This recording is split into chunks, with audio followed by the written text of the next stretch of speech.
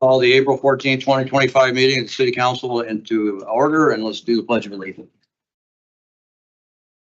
Pledge allegiance to the flag of the United States of America and to the republic for which it stands, one nation, under God, indivisible, with liberty and justice for all.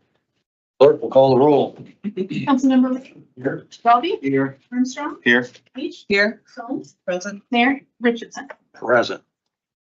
We have public comment. Is there anybody in the audience that would like to speak to the group? We don't have any forms, do we, Jackie? We do not have it. Okay. Seeing none, we'll move to public consideration, old business. Do I have to bring that up off the table, Doug, or is that? We do need to bring that up. I need a motion to move it off the table and bring it up before the council. Okay. A motion and a second. Jackie, would you call the roll, please? Councilmember Stones. Aye. Ray, Aye. Dalby, Aye. Armstrong, Aye. Beach, Aye. So the item before us then is obviously the council at large position. What we've had, I'm going to have Jackie read a statement here, and then we still have a piece of business we have to get through from last Monday night, and then we will move from there. Jackie, could you read the statement, please? I received an email this afternoon at 5:43 PM. It says, "Good evening, Jackie. I have had some personal family stuff come up over the weekend. I have went back and forth on what I should do hundreds of times. These family matters will take time to resolve, and I'm not sure on how long it will take to settle them.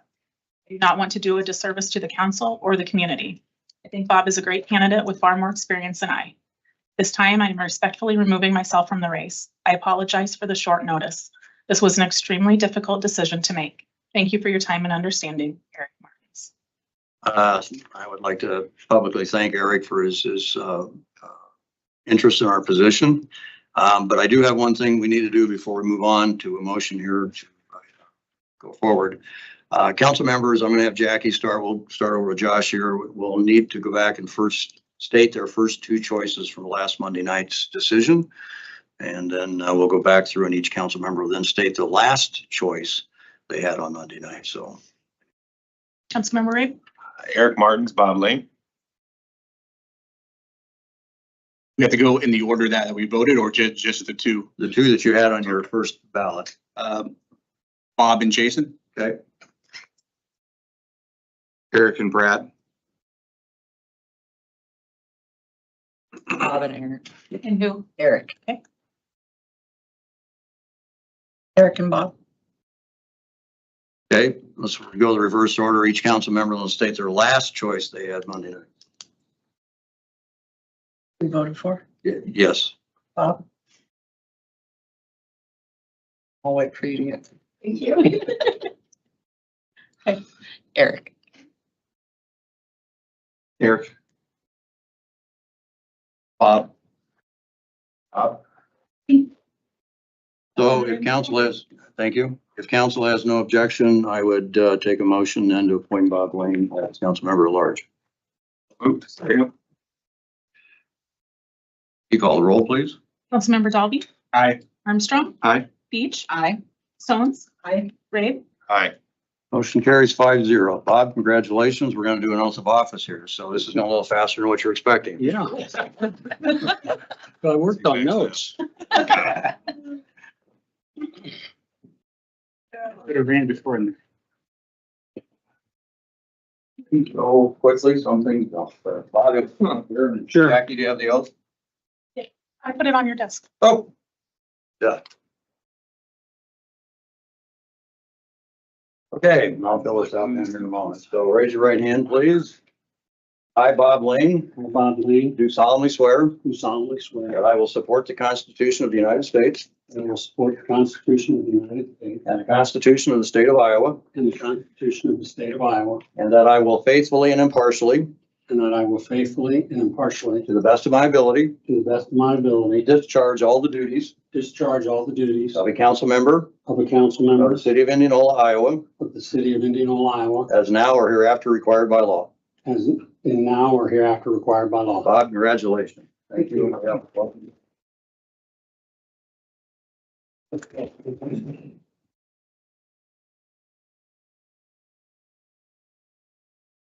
Yeah, well, I wanted to do it just so you have to move. Accomplished. Yeah. You want to make sure you get your steps in. Okay. Yes. Thank you. You want to type this in, just write in, what do you normally do? I'll sign it, we'll go. Okay, sounds good. All right, second item on the public consideration is discussion on Kentucky Bridge. Jackie or Doug, do you want to start this off, or what are we gonna go? Yeah, I can start it off. We have a current development agreement with the developer on Kentucky Ridge Inception Group.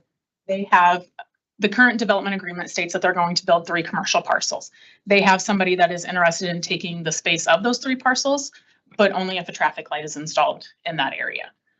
There would be enough TIF revenue generated to pay for a traffic light in addition to reimbursing the city for the $375,000 that we put in for the sewer repairs and then the developer's original light remediation grant of 55%, so $462,000.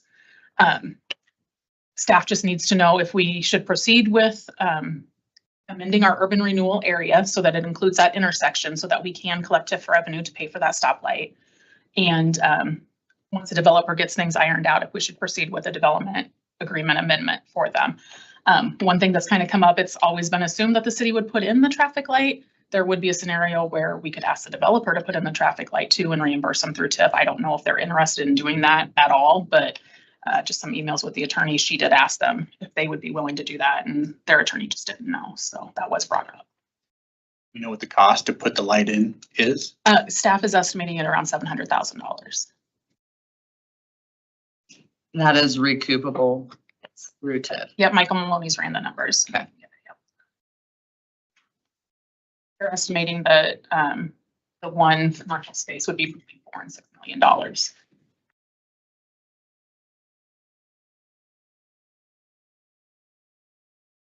Josh, I'm gonna rely on you a little bit since you kind of went in these lanes here, so.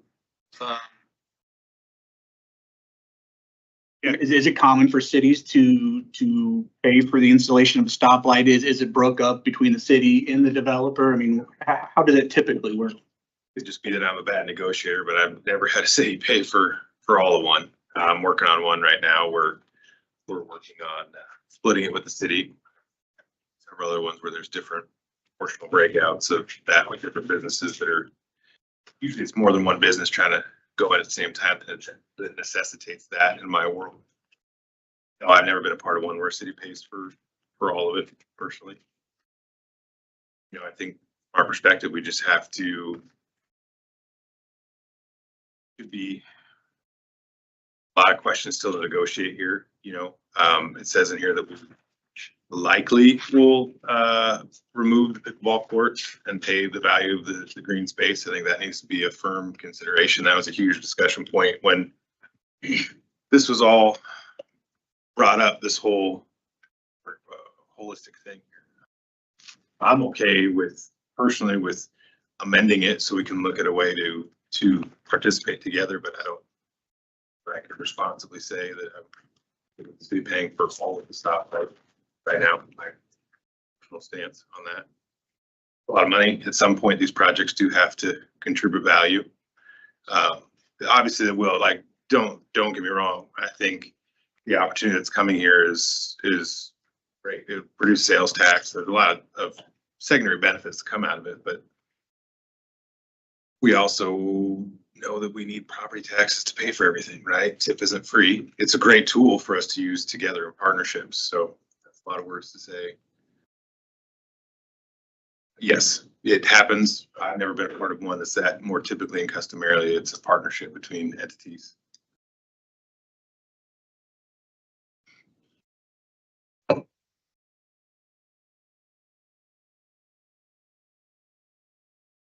In a meeting with a developer last week, Thursday, was it? Yeah. Number of us in the room.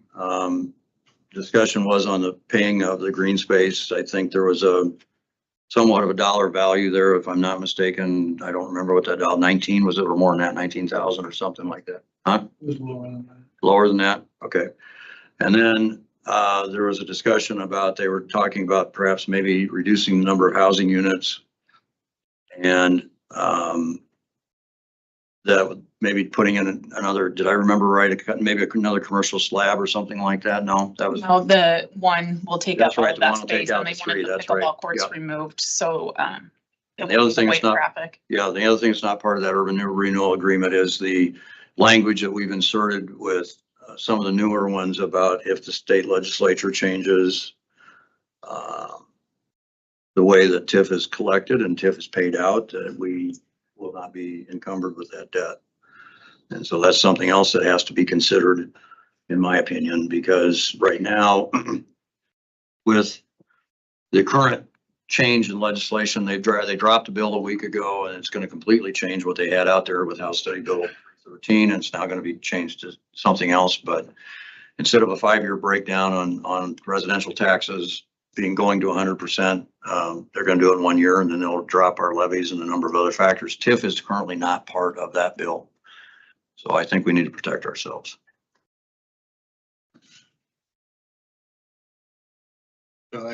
Something that just kind of popped in my head when Josh was saying, you know, it generates revenue, but I don't really know if it generates any additional revenue. I mean, you either going to buy groceries at Hy-Vee, Fairway, or now Aldi's, right? So it's not like it's bringing in my way of thinking, more revenue than what. I mean, the thought would be that the retailer that we're not supposed to say out loud is currently located within a certain geographical distance. We would pick up some of those customers that currently drive there, but they would not make that trip, and those dollars would stay in Indianola. I do think there's a net benefit to it, but to your point, it's not like you're going to open up a whole brand new vein of sales tax. You'll probably see some from other retailers diminish, but I do think it will be a net positive. You know, the hard part is I think typically we would have a community development director or an economic development director be negotiating with and working with the developer on our behalf. With the city manager knowing our finances, right, to put a good deal forward for us, and we would not have to be hashing this out in public as, you know, listen, I do this for a living, but like I don't know all the details of this deal. And so I don't want to sit here and say like definitively. That's why I would say like I'm okay with amending it as long as we're still negotiating with the full picture, and whatever that looks like between Doug and how he's handling staff to do that. I mean, I think it's still a negotiation. The reduction in the residential units, like you can see that as a negative because it's potentially less, but also the density was one of the issues that we had to work through a lot when we initially did this. So it's probably not necessarily a bad thing, right? If there's a little bit less density there, that's an overall benefit. It is a straightforward calculation on parkland dedication dollars. You know, the argument would be pickleball court that we agreed to, while maybe the monetary value is the same, right? Is there still the quality of life significance that's more than whatever that dollar amount is? I mean, there's all these things that kind of are still moving. But at the same time, we want to be respectful of the developer and try to move quickly with them. So I just think there's, my perspective as one developer, there's still a lot of work to be done here. I'm okay with continuing to further that, but we struggle with everything going on, especially when we started a lot of these. Yeah. Our viewpoint was a little different as well, you know, and that's the challenge when you negotiate. We have different inputs as well than we did 6 months ago. The world looks different for us. One thing that was pointed out in that meeting, the developer did say that you're going from 3 pads estimated at $4 million in value to 1 pad worth $6 million in value. So that has allowed the TIF dollars, TIF dollars available to be better. But the other side, I just mention one thing about the park dedication thing.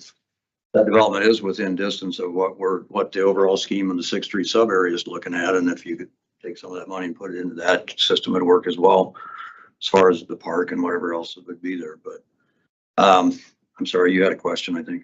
Well, not a question. I was gonna comment on the more marketing side of it. You know, when you're looking at building a business, especially a major retail business, you're looking at not your local area, but the areas around that area that you can capture to bring in business from. They're not gonna put something in a place or they haven't extensively researched yet to make sure that they're gonna capture their money.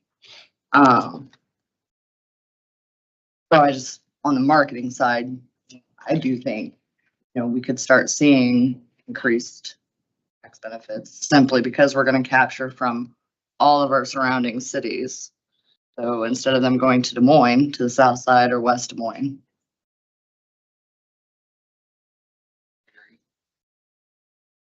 So the question becomes then, if I'm hearing Josh correctly, and I don't know if anybody's got any other comments to make, but it sounds like the suggestion is that we decide about the traffic light if it's a portion or somewhat point thereof. And we have to work with staff and allers and try to get together, but we also they need to know what they are gonna, changes they're gonna make completely. So I think the traffic light is the first issue we have to figure out, if I'm not mistaken. That seemed to be where you think, Doug, is that kind of this? You have to have firm direction or just direction that it's okay to open the discussion on it. And if like, Great answer. Yes. Firm direction. And if we look developer at, just, oh, I'm sorry, go ahead.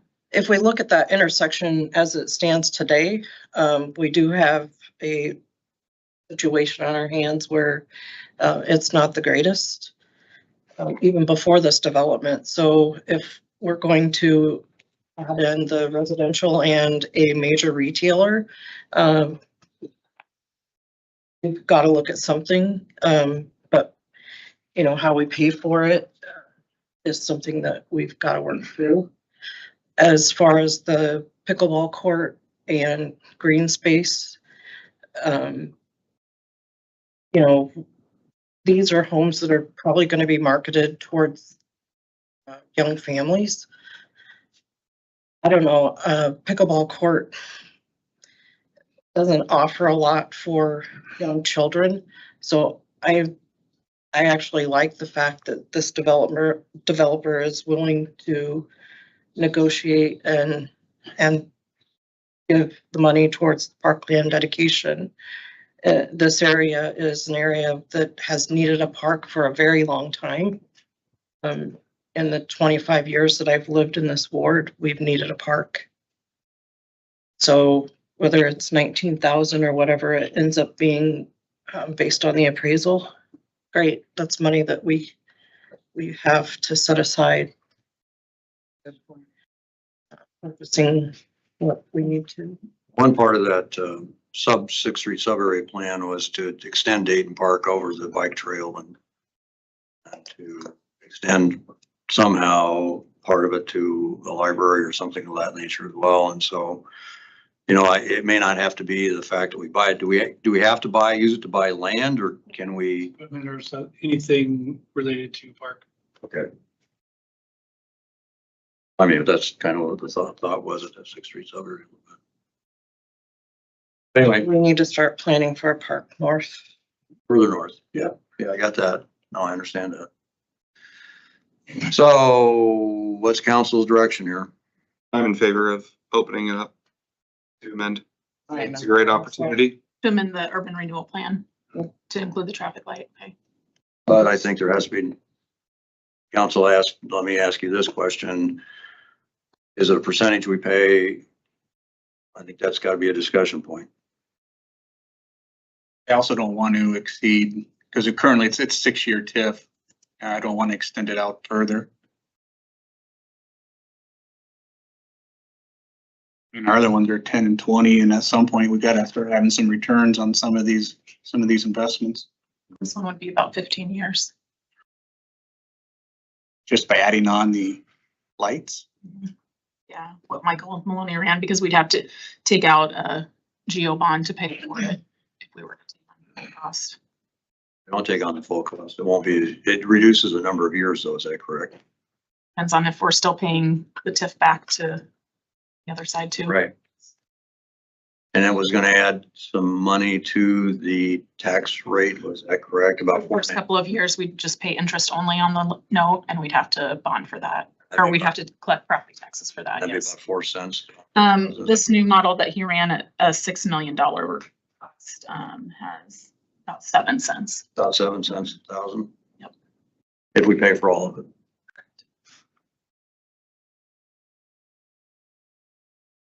How much in property tax is the development going to generate? He was estimating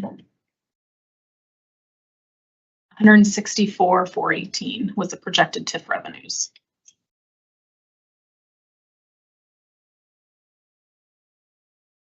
Say that number again, $164,418 a yearly basis. conservatively. That's more than the increase that we got this year in property tax revenue. We wouldn't see any of that for 15 years now. Is that? We collected as TIF for Yeah, we wouldn't see it as income 15 for years, 15 years. this new proposal. That concerns me a bit. Jackie, we have to spend the TIF dollars in the TIF district, right? that's the way this development agreement is written, yeah. I mean, to me, it would seem like a wise investment, given the current conditions that are at that intersection, let alone what the future conditions would be, whether it's the potential, retail grocer, right? Or the secondary option of an auto parts store. You're still gonna have traffic. Seems like a wise investment for the long-term future of the safety of that intersection to me, since we have to spend the TIF dollars in the district. Second option is not only what you mentioned, but it would be 3 commercial businesses. Yeah, so then 3 commercial plots instead of, With less of evaluation, Correct. with less of evaluation. yep.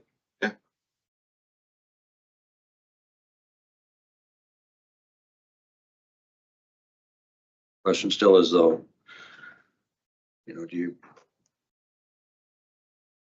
start a position of negotiation with that rather than go to full paying by the city, or what's your perspective here? If we really know until we start opening it up to actually talk, right?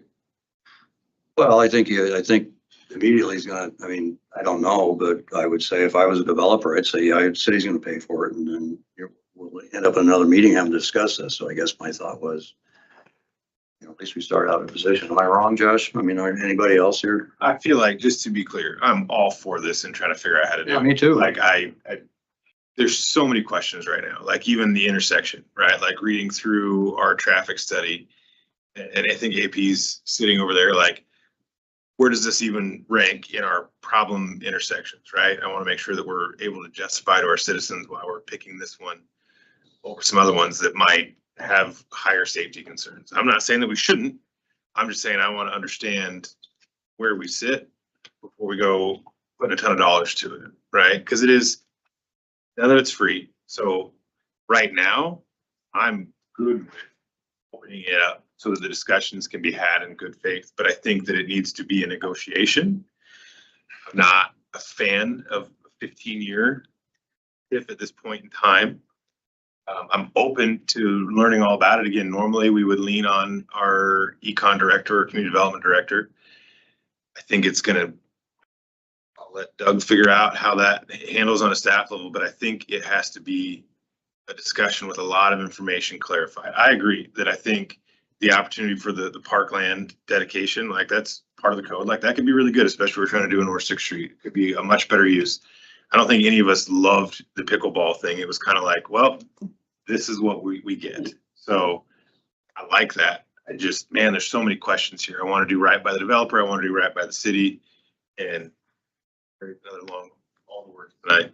I'm good with including it, but from my perspective, there's still a lot of information that needs to be understood and some negotiations that need to happen so that it's a win-win for everybody, not just for one part.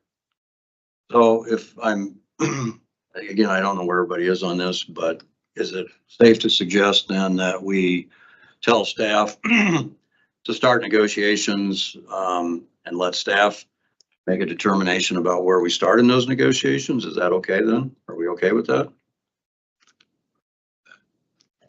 Yeah. Everybody okay with that? Mhm. Is that okay with staff giving you guys direction? And staff can start the negotiations at the point that makes sense? Okay. Do you need any motions out of us then? It's just a direction to go with that? Okay. We're on to budget. Okay.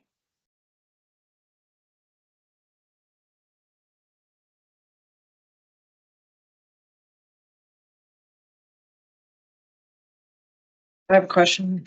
Item C says motion to direct staff. No. Is that, am I correct there? Yeah, if you're just directing staff that you don't want to set it yet, you want to Yeah. get the information, Right. then you can bypass those for Start the negotiations, but set those later. set the vote.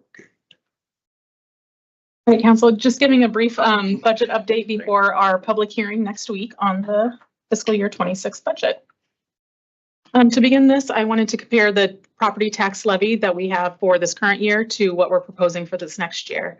The consolidated general fund is what used to be the 810 levy. The state House File 718 lowered that this year. We get $7.94 for FY26. That's been ratcheted down because of our growth, down to $7.86. Our liability and property insurance, we're levying for the full amount this year. So it's going from 16 cents up to almost 38 cents. Our employee benefits is at $3.97 this year, and we have lowered it down to $3.85 this year. The big chunk of that was because of council direction with the health insurance renewal meeting, where you stated that the health insurance fund would pay for 4 months of health insurance benefits. We budgeted for departments to pay 9 out of those 12 months. So just in case we don't do that 4th month, we stayed a little conservative there. The debt levy is going from $1.38 to $1.34, which brings our overall total levy from $13.46 down to $13.43. So residents will be taxed just under 2 cents less in FY26 than in FY25. The tax revenue comparison for FY25, this includes our debt levy and everything. We're getting $9,214,000. In FY26, we'll get $9,518,000. Where does all this money go? This is how we've allocated it for FY26. Most funds have had a slight increase in their amount of allocations over FY25. The Parks and Rec Fund and the Pool Fund did, their allocations did lower for FY26. So for people in our city, how are their dollars spent? The general fund gets 7 cents, library 12 cents, parks 15 cents, fire EMS 27 cents, and police 39 cents for every dollar spent. Put it a different way, a homeowner who owns a $200,000 home is going to pay about $106.43 a month, or $3.50 a day for all of the city services we provide. When creating the budget, we focused on service. Each department focused on utilizing the city's available resources, human and capital, to deliver services to the community. The goal was always to keep Indianola a place where each and every citizen is proud to be a part of the city and to have those who visit want to be part of it. The human resources, our employees, are the most valuable resource and essential to delivering the high quality, essential, and efficient services. We also wanted to make sure that we had a balanced budget. A balanced budget is defined as one where the cash reserve requirements and the revenue and expenditure requirements of our policy have been met. The revenue should exceed or equal the expenditures for each budget year unless there's funds available in excess of the cash reserve requirements. Right now, the city does have funds available in excess of those cash reserve requirements. Some departments are going to be pulling from the reserves. The overall general fund reserve amount is projected to be about 29.5% at the end of FY26. Our reserve policy states that we should have 25%, but council's goal has been to have it closer to 30% the last couple of years. The whole general fund is pulling about $843,000 from reserves. The initial projections when we first started the budget had this amount closer to 1.8 million. So we have cut it down drastically, and I expect to do the same in FY27. Right, Jackie, can you say that? Yeah. How much are we pulling? $843,460. That's just the general fund.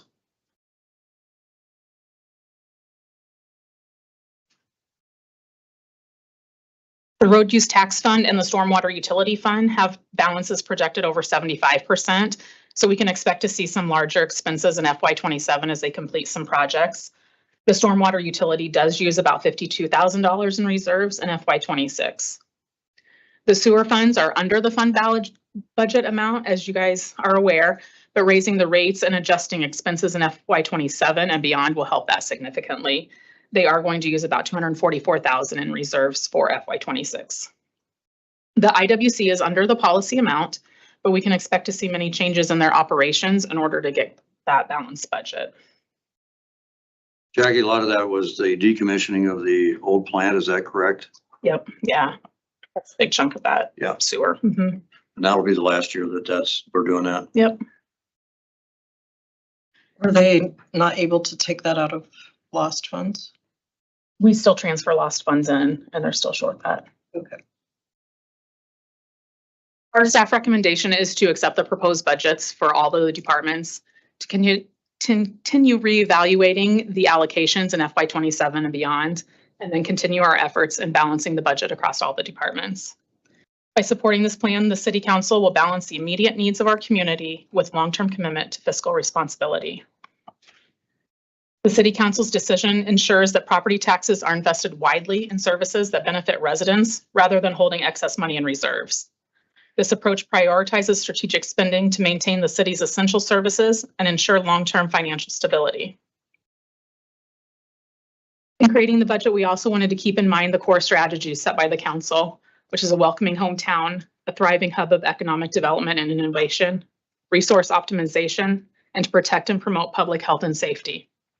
However, with such cuts, there will be some things that are going to be affected. Staff is forecasting a potential reduction to maintenance and repairs to existing infrastructure, limited opportunities offered for our citizens to participate in events and activities that enhance civic pride and foster a sense of community, possible difficulties continuing excellence of city services, limitations contributing towards strategic partnerships and collaborations, increased difficulty maintaining a safe, connected community, an increase in fees for service, decreased beautification efforts in city parks and public areas maintained by staff, quality staff that may not be able to be replaced, and increased need for community volunteers.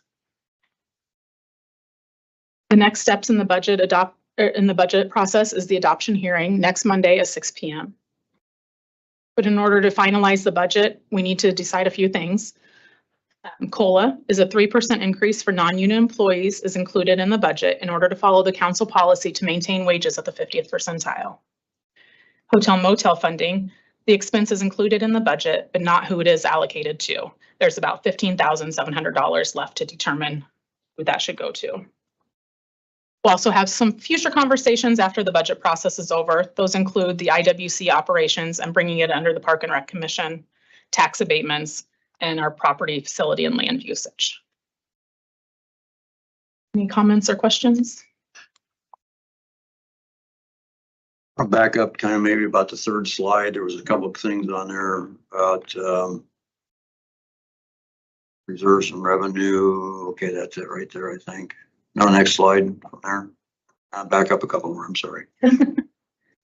No, that was just the debt load. All right.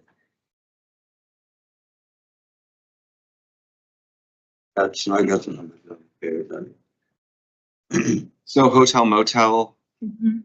are we getting less than expected from our last discussion?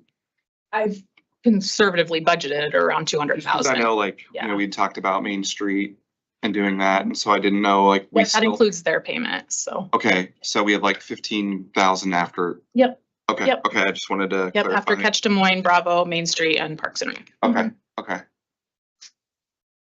Yeah, we got 1 year left in Catch Des Moines. yeah. That's 53,000, is that what that? Yeah, 2/7 of whatever we get in, About so, the same. yep, And Park and Rec 25, and Main Street was 45. correct. We have to allocate that now. Not right now, We nope. can always leave it and see what comes up through the year. Yep, and we can see what revenue we actually get. It may end up being more than that we have. So you've estimated 2 million for lost, is that what you estimated? 2.3. 2.3. Yep. We collected about that or a little more so far this year. Where are we on target? Last I looked, we were at like 1.8, Okay. somewhere in there. So we got about There's 3 still a months few left, months yeah. left. Mhm. I think I'm missing one. Catch Des Moines, Bravo, Park and Rec, Main Street. Is there a fifth one or just those 4? That's all we've, What did Yeah, we figure decided out with for sure. chamber? that's still being pulled from reserves along with Warren County Economic Development. So that can definitely be discussion if you'd like. What are we doing with the chamber then? What do we decide there? I still have it in the budget at 50,000 for them and 25,000 for Warren County Economic Development. That's out of reserves. Yes. At least 17,000. I'm sorry, go ahead. If I'm not mistaken, the chamber was receiving 25,000 and we bumped them up to 50 to cover experience in Neonola. Yep. So should they not go back down to 25? Council It's our decision. decision, yeah. Or you got 17,000 left, depends whether you want to allocate it to. So the ones we've allocated money for this fiscal year was MMO. Mhm. What else? The fair, the balloons, Yeah. the Public Art Commission, and The opera. this, yeah, you saw that. Yeah. The Concert Association got a small amount, It's fine, and then right? we were gonna give some to the downtown merchants, but that went to Main Street once we got that designation instead.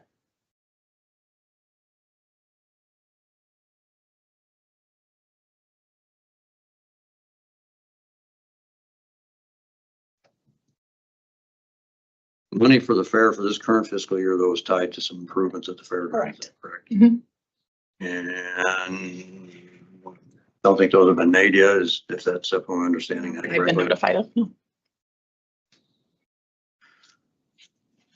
So that money's still in the accounts then, is that was 10,000? Yes.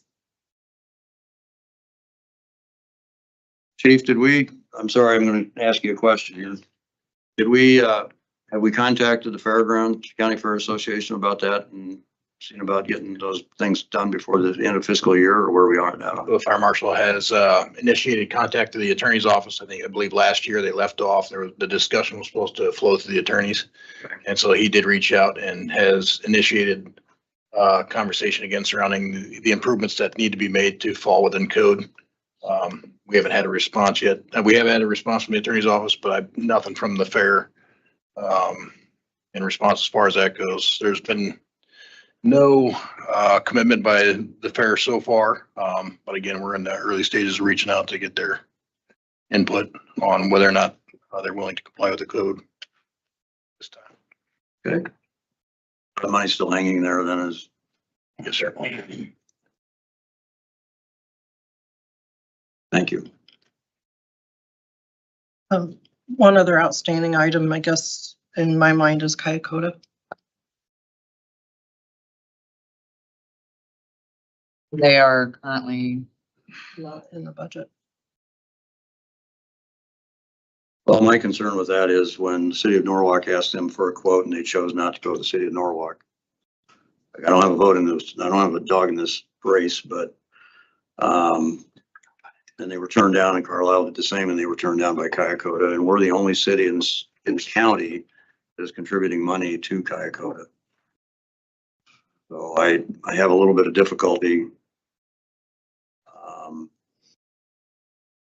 They haven't gone to other cities and asked for some additional revenues from them as well. But I don't have a vote. They don't take animals from Norwalk or Carlisle. That's right, but Carlisle asked them for a quote to do so. Kyakota refused to give them a quote for that. And that was done just not just last fiscal year, it's this fiscal year, is that correct? And Norwalk did the same, asked them if they would cover the city of Norwalk, and Kyakota would not give them a quote to do so.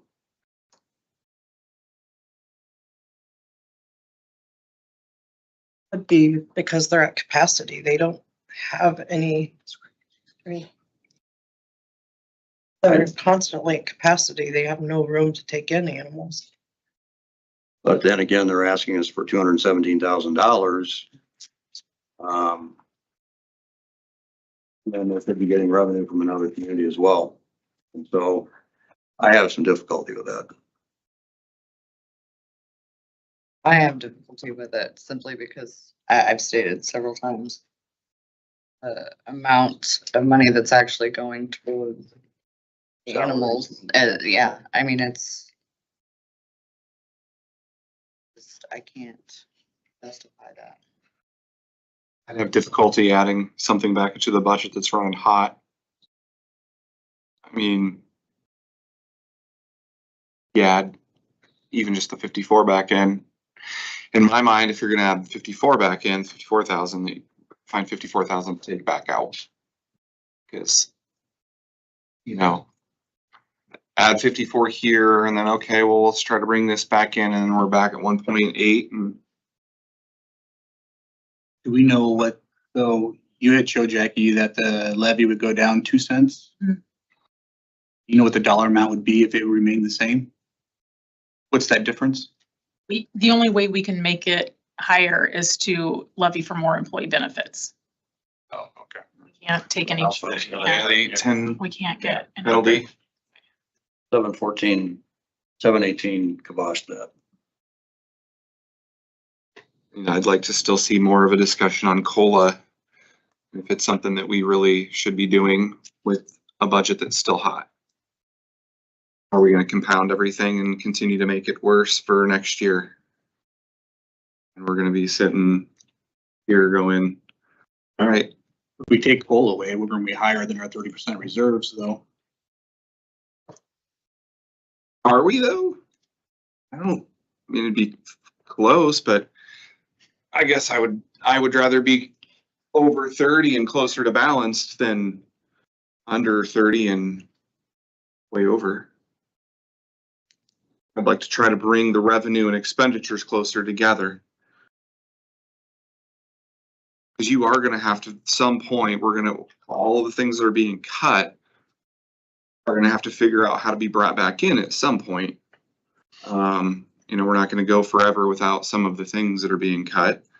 So I'd like to still talk about how do you bring that closer together, in terms of a balanced budget. You know, I think, you know, step increases, you know, that can still happen. Is COLA not free? Is it 2? Is it 1? It's a different angle on that. Not everyone gets a step increase or longevity. We can only do one or the other. Perhaps we do COLA and free step increases. That way everyone gets an increase. Yeah. What is the, sorry, I'm jumping in, probably shouldn't, all this information I got in front of me, but what is the history as far as increases in recent years, say the last 3 years? Increases every year and Last year COLA was 5, step increases are 3.4. Okay. Followed by Courtney, we'll It's probably, parity with the union contracts and their increase. And then when they max out, when they hit the top of their step increase, then they go to longevity bonus, and that varies.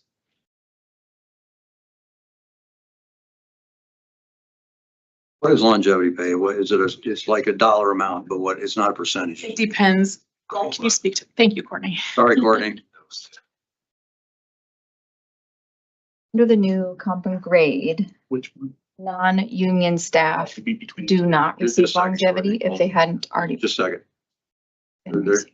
Sorry about that. I was trying to do math. It's hard sometimes. Okay. Apologize. Sorry, Courtney. Okay, Thank you. the comp and grade study is a 10-step comp and grade with 3.4% in between each step.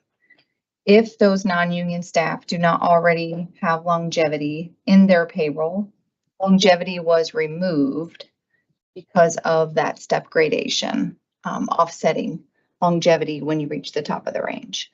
Union is different. They only have anywhere between 2 and 5 steps with a different gradation in between each step. It's approximately 5%. My question is, so if we're doing the steps, are we then doing away with the pass fail step and creating a more performance-based step this year for 2026? Because I think that's Talked about kind of where we all landed when we were talking about that. So If that's definitely something we can explore, if that's the direction that we receive from council. All of the, step increases received are only on satisfactory evaluations. So annually, the director and the employee do a self and a joint, evaluation. At such time it's satisfactory, then they are awarded the personnel change notice with the increase in pay, but only upon a satisfactory evaluation. It's not just an automatic step increase. It's only on satisfactory performance. So do you know how many employees we have that do not receive a step increase? On the new model, non-union staff, there is no one at the top of the range. I shouldn't say no one. I think there might be one or two Yeah. nearing the top of the 10 step. With the old comp and grade, it wasn't consistent throughout each of the steps, and it could be 20 years of service or more before they reach the top. Whereas now you don't reach the top until you've reached, 10 steps. And so when we put everybody on the new comp and grade, they did go to a new pay, which was less than the maximum of that new step and grade. So everybody had forward movement for at least, 3 years before they reached the top. And what about based on performance? For those at the top, No. or, I'm How sorry. many do we have that don't receive it based on performance?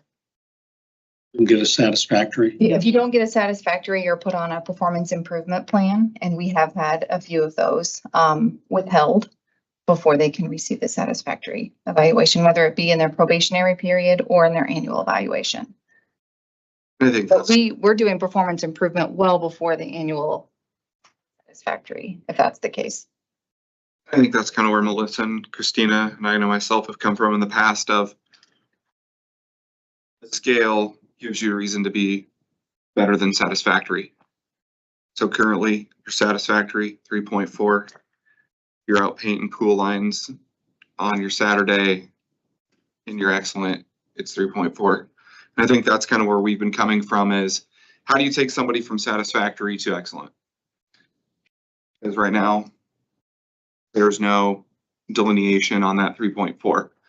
And that's kind of where I think you guys were coming from is that. Performers should be receiving the top. the top. Yep, definitely. That is an option. Under our current compensation plan, that's what they call merit-based. And that was not the direction that we received from council at the time that the previous comp and grade was approved, but that doesn't mean that we can't explore something like that and I don't remember that option ever even being presented. I'm happy to provide the correspondence. I wasn't on council then, but I think it needs brought back. I would agree. I don't disagree, but I think it's gonna be difficult, right? So like on Jackie, you can, her boss will be able to set parameters as far as, okay, you need to do this in order to meet standards or this to do exceeds, but maybe someone on the streets department doesn't have that same type of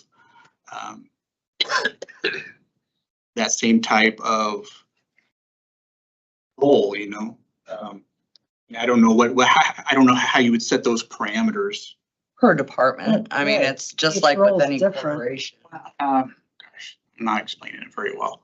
I get what you're saying, like what people do in parks isn't gonna be the same as what people do in streets or. Well, I mean, I don't Economic like for Jackie, you could say, hey, you need to find a way to save X amount of dollars for the city. But how do you tell a snowplow driver, well, you gotta plow an extra 20 hours for a year in order to meet your goal? I mean, I think we're gonna struggle to be able to find it merit-based and have equality across each department. That's up to the department heads. I mean, they do that for us, right? I mean, I work in Yeah, but we have, business insights and we're graded different off of level, and graded different off of departments. essentially it keeps a person from just skating by doing the bare minimum. And then someone else in that department having to bear the full weight of everything that the other person isn't doing just because they're doing the bare minimum. That's my thinking behind the scale. Right. I think the inverse of that argument would be that if you're counting on department heads to bring to the positive, if there is somebody only doing the bare minimum, they probably will not be grading them as a satisfactory level employee because they're so far out of level. It's a really tough discussion, right? Like at my work, we did away with a lot of that. Like satisfactory means you're doing great. I get my review every year. There's COLA / merit that's pretty well department based. Now the directors are given the freedom to do some above and beyond merit throughout the year to those employees that they feel are doing that. But it took me a little while to wrap my head around when I started working there that like satisfactory means you're doing great. Well, it's not how I was raised. And I don't like, it's a very sticky conversation we're having here. Is it, it got brought up earlier and I hate to be the one taking us backwards, but there's discussion of like no COLA, but keeping step, no step, but keeping COLA. Like if we do COLA, but no step, then everyone gets benefit. All employees get something in these times. And if I read the math right, you can still save several $100,000 if you just don't do steps this year. Maybe take the time to work with HR on a better system going forward as the budget. You need to figure it out. And is there a compromise to be had there? My only fear right now on adjusting on the fly with the step thing is like, we're creating a mess. We have like the best of intentions, but we're shooting from the hip a little bit. Right, but my point is we've been asking for it for, Sure. well, I've been asking for it for, this will be my 4th year. Totally. So, Yeah. And so maybe we need to be very, very clear to like revisit this, show us paths forward that meet that differently. I just want to make sure we're doing right by this year's budget while also, letting staff know that like, this is hard, but not ending. It might not be what everybody, we're not going to reach a solution where everyone's happy. And we can sure work hard to reach one where we find a way to value folks. That's just it. We're trying to find a happy medium. Yep. And make the best of what we have. Yeah, I would be much more open to keeping COLA discussion and pausing steps with the direction that we figured out a good way for HR to not be stuck in a confusing, to set clear directions and do training, have time to train with directors and what it should really look like. And if we have COLA this year, then there's at least some hope for folks. Be my preference on that path. And that way all employees get. Yeah. Absolutely. Before you now is the final report from February of 2023 that the council approved. The compensation plan options were set out for consideration. The defined increment step plan, which is what we're on now. It's 10 steps A through F with 3.4% gradation in between. The open range merit plan was also discussed, and then the blended merit. And then there are advantages and disadvantages of each of the options. I'm happy to send this out.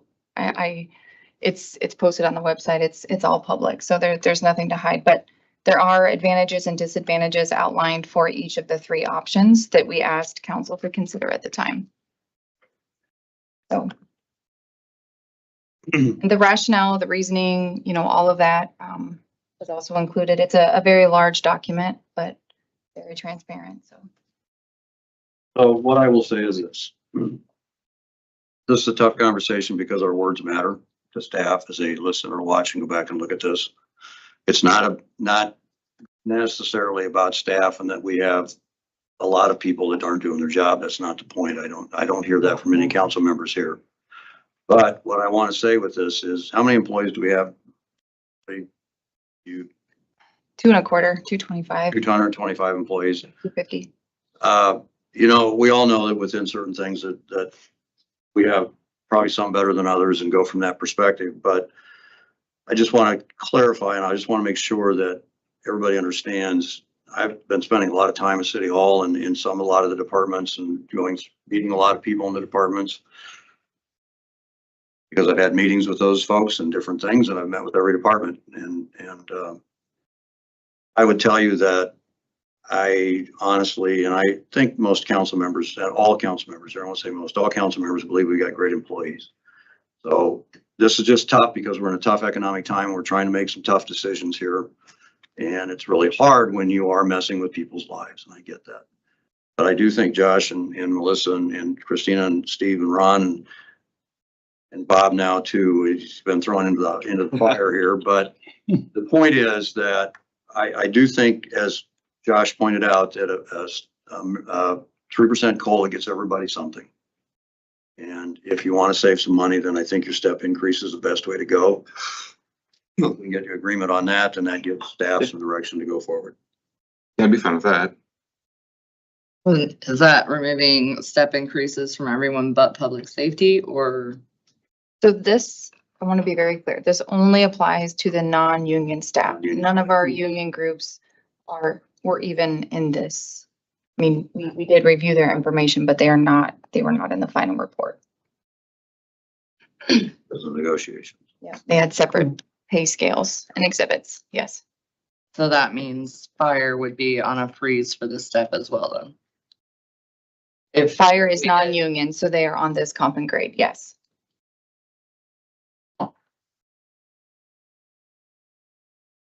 They would get COLA even if they are at the top of their. Correct. And we do not have anybody in fire specifically, if that's who you're asking about, at the top of the range. Okay. I think there might be one in PD, and I can get you that information. There might be one in PD.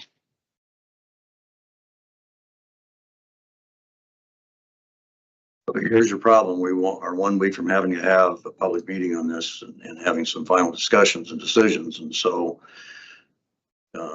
we need to give staff some direction here. And I understand all the questions are great questions, but. I also think we need to realize too, though, that if we do away with one or the other, regardless, I mean, Winners and losers, yep. we need to remember fire can't unionize. Yeah. Well, and that's a discussion And- that's been had in the past too, yeah. You know, I think cutting them out and not giving them equal to PD when they're also in public safety, I have an issue with that. I've always had an issue. They're separated, but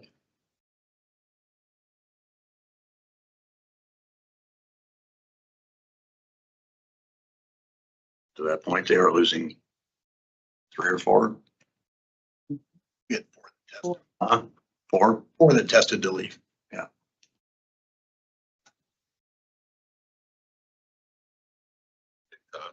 Go with Josh's idea. Yeah, and not doing a stop would increase by 192,000. By doing what now? Just doing a COLA and not a stop. So if you took out that 3% Yep. step, I'm sorry, yeah, step.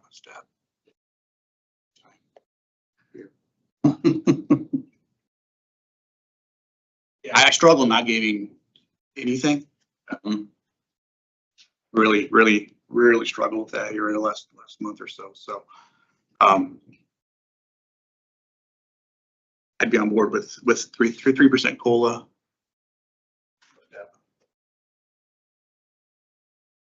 Okay.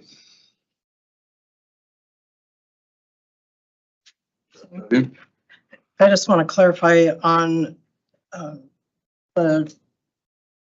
my point on the step and the evaluation. My point is recognizing our top performers, because I know we do have them, and those top performers really should be the ones receiving the top. And while we're talking about freezing it for this year. Going forward, I want to make sure that we are really putting emphasis on our top performers and recognizing them for that. Look, we have a lot of great employees, and I want to make sure that we are distinguishing them somehow and through performance management and really evaluating their performance and just going through that kind of evaluation. And you know, you have this bucket of money and you have to allocate it out throughout your employees. Well, that's how you do it, is through that evaluation and using some kind of sliding scale, and we'll have to work through all of that. But I think in the future, it really will drive kind of that growth too within employees.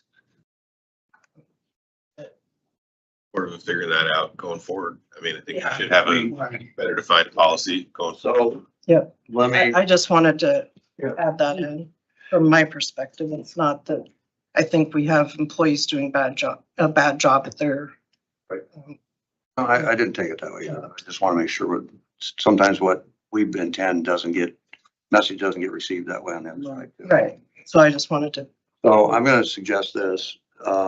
If I'm hearing everybody say the 3% COLA, is that correct?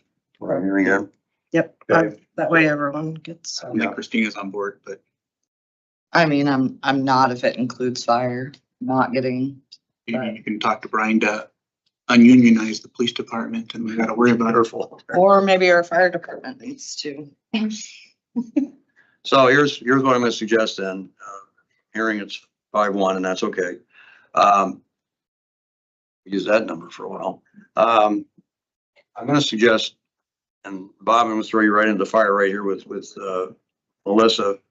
But Jackie, let's put on a calendar in August, because I know we'll start budget discussions probably September, October already for the next fiscal year. And I'm going to point you two to work on that process with Courtney and with Jackie. Go ahead and do that.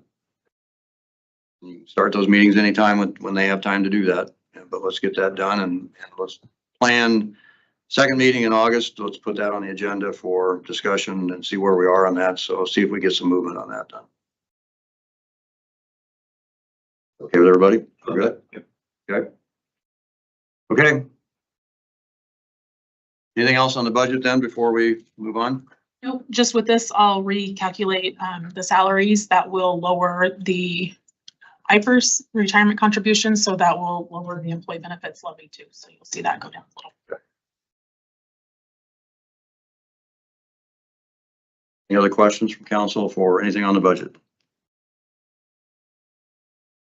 Yes, I do have a question.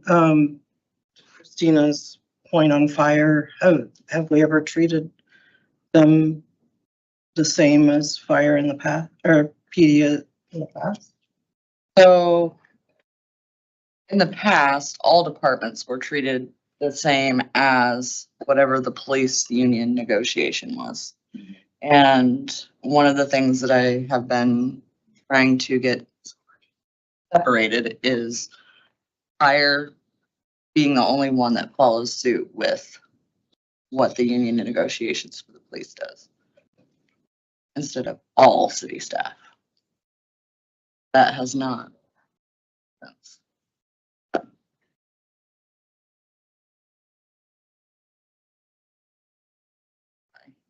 Well, yeah, well, Christina wants you to just talk separately with the two of them and give your opinion points on that, and maybe we can come up with something on that if that's okay. Just to make it clear, that would, this year would mean 6% COLA for fire.